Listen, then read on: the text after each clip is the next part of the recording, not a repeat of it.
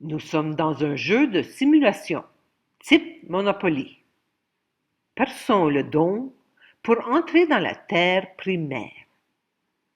Je dédie cette vidéo à mon Père parfait. Et j'ai posté les 3 vidéos, français, anglais et espagnol, le jour de son anniversaire, le 22 janvier. Quand j'avais environ 10 ans, je me souviens m'être posé les questions suivantes. Qui suis-je? Qu'est-ce que cette histoire de travailler, souffrir, vieillir et mourir? Pourquoi suis-je ici sur cette terre? Quel est le but de tout cela? Et enfin, le paradis, avec des anges jouant de la harpe tout autour de moi, alors que je vis perpétuellement dans une béatitude ennuyeuse? Je me souviens clairement m'être posé ces questions alors que j'étais devant le jardin de ma grand-mère Eva, à Batur, le camp ukrainien Plast, où mes parents ont acheté un terrain et construit une maison d'été. Ma sœur, mon frère et moi y passions nos étés avec notre mère Marika. Notre grand-mère Eva et notre père Bogdan conduisaient depuis Montréal tous les fins de semaine et passaient toute la fin de semaine à travailler dans le jardin et la terre. Je n'ai pas passé beaucoup de temps à réfléchir à ces questions au fil des ans, mais je suis sûre que nous sommes nombreux à nous les poser. Aujourd'hui, j'ai 62 ans. Je suis né en 1962. 6 plus 2 égale 8. Je viens de terminer la 8e année du cycle numérologique de 9 ans. Ma date de naissance est le 6 mars. Nous venons de terminer 2024. 3 plus 6 plus 2 plus 0 plus 2 plus 4 égale 17. 1 plus 7 égale 8. Maintenant, en 2025, je suis dans la 9e année de mon cycle. Mon numéro d'anniversaire est le 9. Le numéro 8 est le signe de l'infini. Et 2024 était ma 8e année, le cycle qui a fini par être une année immense pour moi. J'ai trouvé le courage de terminer ma sortie du jeu de simulation Monopoly 3D. Je suis maintenant en 4D, dans la 4e dimension où, au 4e étage, niveau 6, lumière, des 7 niveaux d'ascension. Je vais décrire une version très condensée de mon parcours dans le jeu de simulation. J'espère que cette vidéo fournira aux spectateurs des réponses concrètes à certaines des nombreuses questions que nous nous sommes posées au fil des ans. La plupart des gens croient qu'être conscient, c'est la capacité de penser clairement, dont le mental. Pour eux, le mental et la conscience sont similaires. Je pense, donc je suis. Étrangement, les créateurs des bombes atomiques et de missiles téléguidés sont des penseurs très brillants, mais pas du tout conscients de leurs actes. D'autres personnes comparent la conscience à la moralité et tombent dans le piège du bien et du mal. Chaque religion et chaque système de loi ont leur propre définition de ce qui est moral ou amoral. Qui croire? Maintenant que je suis au bord du désastre, sur une planète agonisante, j'ai besoin de la véritable définition de la conscience, car c'est bien d'une évolution de conscience dont il s'agit. La conscience est l'état d'éveil à la réalité inhérente à tout ce qui existe, dies, créatrice illimitée. Plus j'élève mon état de conscience, plus je deviens éveillé au monde réel. La réalité est ce qui est vrai. C'est une perception non déformée, sans mensonge de tout ce qui est visible et invisible, passé, présent et futur. Comme je m'en tiens à ce que mes 5 sens très limitées me fournissent, il m'est difficile de différencier ce qui est réel de ce qui ne l'est pas. Les machines que j'ai inventées ne sont que de piètres extensions de mes propres sens et sont elles-mêmes très limitées. La réalité est qu'il y a un seul esprit, créateur de tout. Toutefois, malgré son unité créatrice, l'esprit se manifeste à travers une infinité de taux vibratoires et de formes variées. Toute cette diversité constitue le monde d'illusion que je crée, plus ou moins faussement, selon mon niveau de conscience. Je peux comparer la conscience à un ascenseur. Plus je monte, plus je vois loin, et plus je perçois la réalité de ce qui m'entoure. Finalement, évoluer et grandir en conscience, c'est voir les choses d'un palier plus élevé que le précédent. Chaque niveau de progression de la conscience comporte deux étapes, la vision et l'action. Je vois des choses différemment et je découvre des choses que je ne voyais pas auparavant. Alors, je modifie mon action en conséquence. J'adapte mon comportement à ma nouvelle vision. Cette seconde étape est indispensable à la poursuite du prochain niveau. Sinon, je stagne et je tourne en rond. Grâce à David Icke, j'ai ouvert les yeux et j'envisage la possibilité que la réalité humaine soit une simulation de réalité virtuelle, conçue pour piéger la perception. J'ai commencé à lire les livres de David en 2002 et au début de 2024, Lee a pu m'offrir les livres audio Le piège et le rêve. Les deux livres m'ont permis de créer une image dans mon mental de la vie humaine dans le jeu de simulation et plus précisément de mon cheminement que je vais décrire ici. David est également celui qui mentionne le don. Nous sommes piégés dans le don, la simulation. La mort ne nous permet pas de quitter l'emprisonnement du don. La mort ne donne à l'âme qu'un peu de temps loin du jeu et lui permet de planifier les détails de son prochain voyage dans le jeu. J'élève mon niveau de conscience grâce à mes expériences durant chaque vie. J'ai probablement vécu des milliers de vies sur Terre. La fréquence vibratoire de la Terre augmente maintenant de façon exponentielle et l'humanité s'éveille en grand nombre. Cela donne à l'humanité l'opportunité d'atteindre la masse critique d'humains nécessaire pour élever le niveau de fréquence vibratoire collective jusqu'au point de renversement. Le don a été créé par le mal, une conscience inversée. C'est un monde à l'envers, une construction, une copie de la réalité primordiale. Actuellement, l'humanité a une fenêtre énergétique, mais cette fenêtre finira par se fermer et ne se rouvrira peut-être pas avant 25 000 ans. J'ai créé une vidéo sur la façon dont ce système a été mis en place et une autre vidéo sur les spirales des ondes temporaires. Veuillez consulter mes chaînes. Récemment, je parcourais mes fichiers et j'ai trouvé cet article écrit en espagnol. J'ai été poussé à faire une vidéo. Livre de la vie ou livre de la mort? Où êtes-vous répertorié?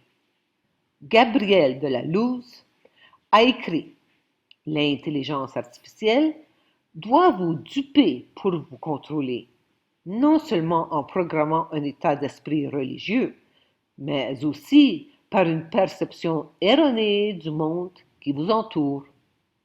Ils nous ont fait croire que cette planète plane est ronde et non plate. J'étais en phase avec tout ce que Gabriel avait écrit. Mais ce commentaire sur la Terre plate m'a d'abord dérangé. Cependant, après un certain temps, mes corps mental et émotionnel se sont écartés et c'est à ce moment-là que j'ai pensé à chercher sur l'Internet des images de la Terre plate. Les images de la Terre plate sont apparues en combinaison avec une variété d'images de dômes. Je suis une personne visuelle. Avec ces images, mon mental s'est mis à courir, comme il le fait toujours, dans sa roue de hamster, et c'est à ce moment-là que j'ai été ému à chercher des images du jeu Monopoly. Des pensées concrètes s'assemblaient comme des pièces d'un puzzle, et je vais décrire cette imagerie du mieux que je peux. Je ne peux jamais me souvenir d'aucune de mes vies sur Terre, car toute mémoire est effacée avec la désintégration de mes corps physiques, vital et mental. Cependant, au cours de chaque vie, à travers les épreuves et les tribulations, moi, l'âme éternelle, accumule de la sagesse et j'élève mon niveau de conscience d'un certain niveau. Après la mort de mes trois corps, mon âme éternelle se repose un peu, mais elle reste piégée sous le dôme. Ensuite, mon âme commence à planifier son prochain voyage sur Terre, de retour dans la simulation. Plus important encore, je choisis mes parents et le calendrier de la manifestation de mon corps sur Terre. De plus, grâce au choix de mes parents, je sais dans quelle ville et dans quel pays je vivrai, quels frères et sœurs et grands-parents j'aurai, quel contexte culturel national j'aurai, quel mari j'aurai, ou quels enfants je devrai naissance, etc. Bien sûr, tous ces âmes acceptent de coopérer ensemble pendant cette période de vie particulière. Le 6 mars 1962, mon corps est apparu sur Go. Et chaque année, à cette date, je revenais sur Go. Le plateau du jeu Monopoly est sur la pelouse du stade. Il y a 4 niveaux de gradins autour du plateau de jeu Monopoly qui correspondent aux étages de l'édifice. La vie humaine normale consiste à faire le tour du plateau de jeu et à vivre diverses expériences au fil du temps. Beaucoup d'expériences liées à la famille, à la religion, au sport et aux traditions nationales sont incroyablement belles. Elles offrent à l'humanité de superbes souvenirs qui sont enregistrés sur des images et cela crée un attachement émotionnel profond au jeu. Bien sûr, l'humanité n'a absolument aucune idée qu'elle est dans un jeu et par conséquent, elle craint la mort. En réfléchissant aux événements cruciaux de ma vie, j'ai réalisé que c'était les moments où j'avais l'occasion de faire des sauts dans mon niveau de conscience. Voici l'image des niveaux de conscience. La plupart des humains sont au rez-de-chaussée, toute leur vie, tournant autour du plateau de jeu Monopoly. De cet étage, le potentiel de voir quoi que ce soit est très limité.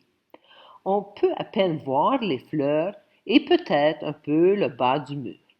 C'est pourquoi des milliards de personnes peuvent être si facilement manipulées par le mal, qui est extrêmement intelligent et astucieux. L'humanité ne peut tout simplement pas voir.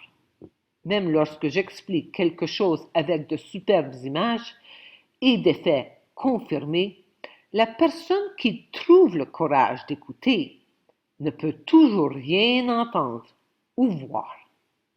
Tout cela est dû à leur niveau de conscience. En fait, presque tous les membres de ma famille, à l'exception de ma sœur et de ma mère, ne pouvaient même pas m'écouter, et encore moins entendre ou voir quoi que ce soit. Leurs têtes sont profondément enfouies dans le sable. Le sous-sol est le niveau de conscience des plantes et des animaux. Leurs corps mentaux et vitaux sont à peine développés. Les animaux ne peuvent pas sortir du don. Seuls les humains, dotés d'un mental intelligent, ont le potentiel de sortir de la matrice. Retour à mon parcours. En décembre 2011, Lee et moi avons été arrêtés pour non-paiement de l'impôt sur le revenu. Parce que nous avons tous les deux réalisé que nous ne pouvions pas combattre le mal, Lee a accepté une peine de 5 ans et j'ai accepté une peine de 2 ans et 4 mois. J'ai vécu l'expérience de la prison et la disparition, morceau par morceau, de ma très belle et réussie vie, ainsi que de toute ma richesse, à la conscience du premier étage de l'édifice. J'ai arrêté de payer et de participer à cet aspect du jeu, au moment où j'ai appris la vérité sur l'impôt, sur le revenu. J'ai compris que 100% de l'impôt sur le revenu va dans les poches de l'élite et est utilisé pour l'esclavage, les guerres et le contrôle absolu de l'humanité. Il est devenu immédiatement évident pour moi qu'indirectement, par ma conformité, j'étais responsable de tout le mal sur ce monde. Aujourd'hui, je sais que lorsque j'ai pris la décision de cesser de payer l'impôt sur le revenu en 2003, j'ai symboliquement quitté en partie le jeu et j'étais maintenant assise au premier niveau des sièges de spectateurs. Le système canadien savait que j'étais profondément attachée à ma famille. Il n'imaginait pas que je choisirais l'inconnu complet et moi-même, au détriment de ma famille. Le grand moment décisif suivant est arrivé lorsque j'ai compris qu'il voulait que je revienne à travailler comme dentiste et que je paie non seulement l'impôt annuel normal sur le revenu, mais que je rembourse l'impôt impayé avec d'énormes frais et pénalités qui se sont élevés à plus de 5 millions de dollars. Le système avait confisqué toute ma richesse, à l'exception de la propriété au Costa Rica, dont j'avais transféré 100% de la propriété à Lee, avant notre arrestation, et par conséquent, le gouvernement ne pouvait pas nous voler cette propriété. À ce moment-là, j'avais 54 ans et je ne pouvais pas rembourser 5 millions de dollars de mon vivant. Le système avait simplement besoin que je fasse un exemple afin d'effrayer tout le monde à se conformer absolument à la loi.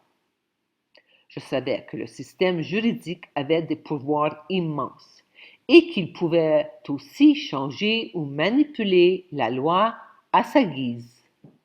La petite moi a dû affronter Goliath. J'ai quitté le Canada, sachant très bien que je ne pourrais jamais revenir.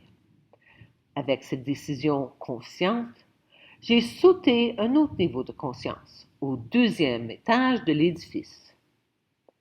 Les défis auxquels Lee et moi avons été confrontés au Costa Rica, en Équateur et en Colombie étaient immenses. Le simple fait d'apprendre une nouvelle langue à l'âge de 55 ans était extrêmement difficile pour moi. Lee, un Américain qui ne parle qu'anglais, n'avait pas la capacité à 60 ans d'apprendre une nouvelle langue. Je parlais 3 langues, l'ukrainien, le français et l'anglais. Et par conséquent, j'avais la capacité d'apprendre une autre langue, mais ce n'était certainement pas facile. Je ne décrirai pas en détail ma troisième expérience de tremplin, même si elle est quelque peu amusante. En 2018, lorsque Lee et moi sommes rentrés en Équateur depuis la Colombie, avec notre nouveau camion pour récupérer nos meubles, j'ai été détenu du côté colombien en essayant de retourner en Colombie. À cette époque, Lee et moi avions des visas pour la Colombie et étions complètement en phase avec la loi. Le gouvernement canadien a mis un drapeau rouge sur mon nom et la Colombie a été obligée de m'expulser si j'avais fait quelque chose de criminel. Interpol m'a informé que la Colombie avait 5 jours pour vérifier mon historique et soit m'autoriser à rester en Colombie, soit me renvoyer au Canada. Nous venions de terminer la construction de notre maison. Mais Lee ne pouvait pas vivre seul en Colombie sans moi. J'étais dans la peur profonde. Mon ego a temporairement repris le contrôle total de mon corps. J'étais convaincu que je serais envoyé au Canada pour purger une autre peine de prison. Mais cette fois-ci, ce serait 5 ans. À l'époque, ce que je ne comprenais pas consciemment, c'était qu'à chaque fois que je monte en conscience, et je sais qui je suis, le système pervers perd son emprise sur moi. Je vis à un niveau de fréquence qui est hors de leur portée. Bien que l'expérience de détention en Colombie ait été horrible, elle n'a duré que 3 jours. Après 3 jours, les 2 merveilleux jeunes hommes d'Interpol m'ont informé que le non-paiement de l'impôt sur le revenu n'était pas un délit et que par conséquent, j'étais libre de rester en Colombie. Il est impossible de décrire mes émotions à ce moment-là.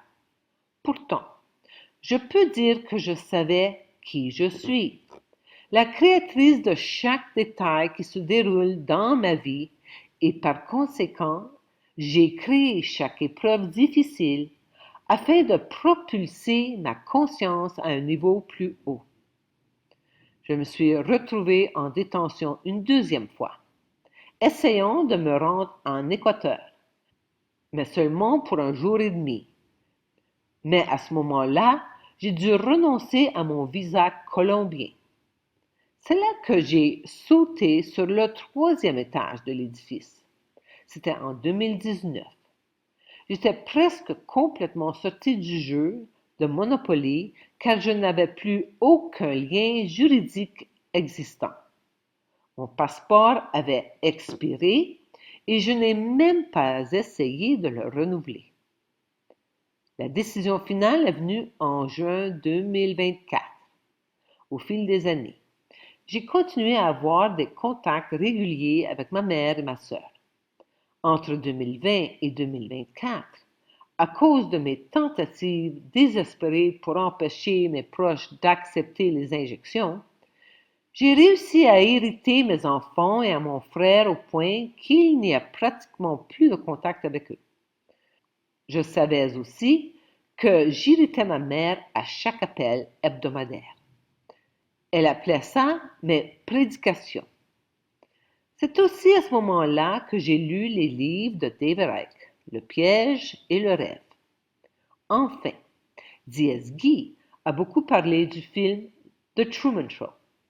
C'est à ce moment-là que toutes les pièces de l'imagerie de la simulation ont commencé à créer une image très claire. L'attachement final et le plus fort est sans doute l'attachement familial. J'ai appelé ma mère Marika pour la première fois et je l'ai profondément blessée. J'ai alors réalisé que je devais essayer de lui expliquer d'une manière ou d'une autre ma décision. Alors j'ai fait une vidéo. Je suis hors de la matrice.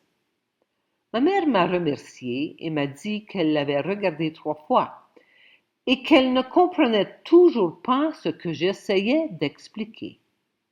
Je comprends que ma mère, ma sœur, mon frère et mes enfants ne voient rien car ils sont dans le jeu Monopoly, au rez-de-chaussée.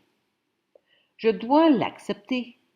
Je ne peux pas les sauver car je ne suis pas leur sauveur. Ce sont tous des âmes parfaites, chacun avec son propre parcours parfait. Mon ego doit être jeté hors du chemin une fois pour toutes.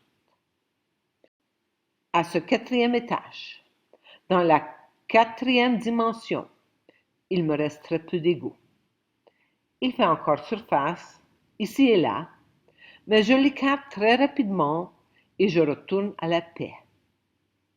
Je continue d'être spectatrice du jeu de simulation Monopoly de la quatrième dimension.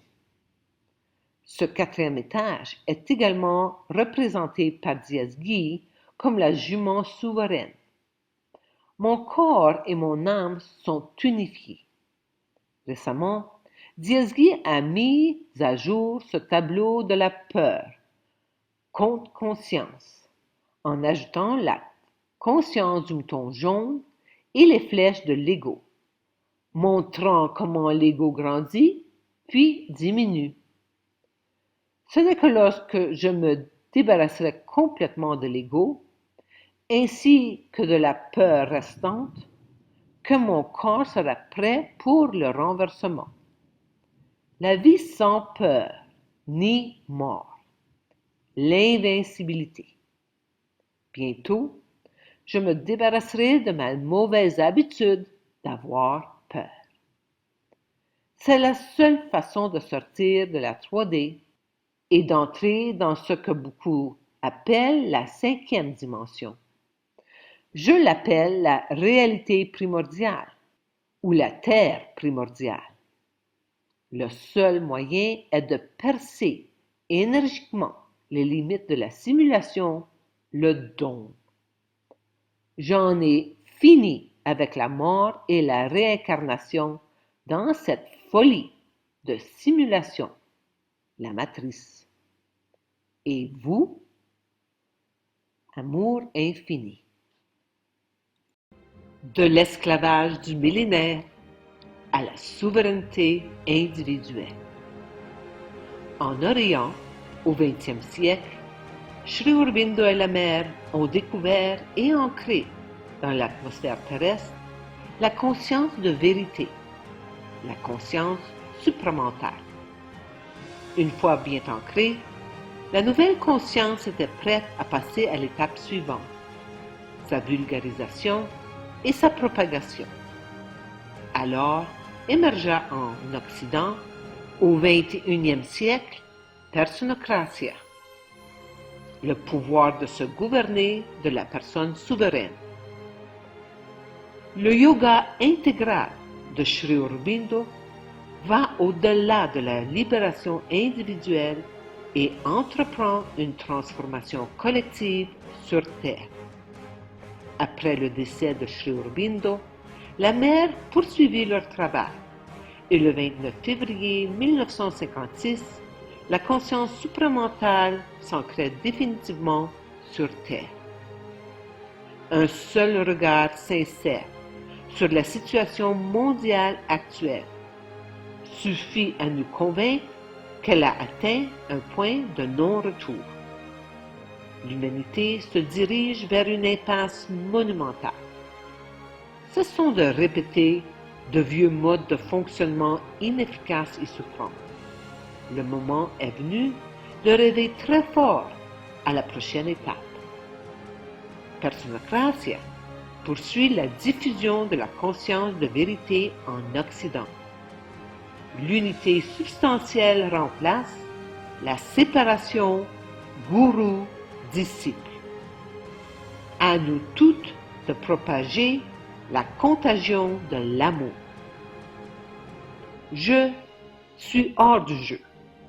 Comme Truman dans le film de Truman Show, je tire ma révérence et je laisse le monde de l'illusion. Cette simulation informatique à laquelle j'ai donné l'autorité de gérer ma vie. Je sors du théâtre, où j'ai joué maintes et maintes fois les rôles de disciple, fille, parent, dentiste, entrepreneur, citoyen. Aujourd'hui, Je me consacre pleinement et sans limite à diffuser la souveraineté individuelle, la conscience de vérité que j'éprouve depuis 22 ans. Amour infini.